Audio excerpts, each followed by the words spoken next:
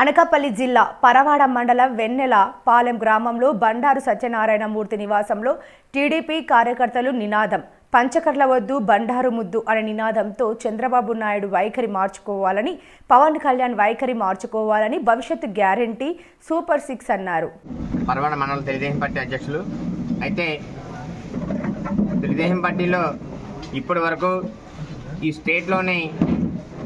తెలుగుదేశం పార్టీకి ఒక మంచి నాయకుడిగా గుర్తింపు పొందినటువంటి శ్రీ బండారు సత్యనారాయణ గారికి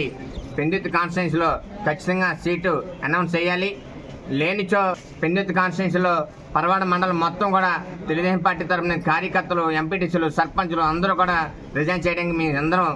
సిద్ధంగా ఉన్నాం. ఇప్పుడే ఈ క్షణమే మేము అందరం కలిపి రిజైన్ చేస్తున్నాం అనేసి తెలియపరుస్తూ, అదేవిధంగా శ్రీ నారా చంద్రబాబు నాయుడు గారు ఆలోచించాల్సిన విషయం ఏంటంటే,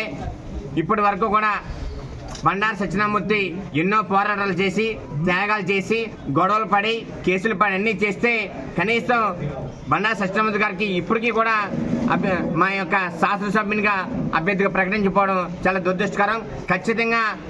నారా చంద్రబాబు నాయుడు గారు, పవన్ కళ్యాణ్ గారు పునరాలోచన చేసి ఈయన అభ్యర్థులను వెంటనే ప్రకటించాలనేసి ఈ సందర్భంగా తెలియపరుస్తూ, ఇప్పుడే మీ అందరం కలిసి మీరు ఈ రోజు నుంచి డిసైడ్ చేయకపోతే మేము ఖచ్చితంగా తెలుగుదేశం పార్టీకి సభ్యత్వానికి రాజీనామా చేస్తామనేసి మీకు ఈ యొక్క సందర్భంగా తెలియజేస్తున్నాము.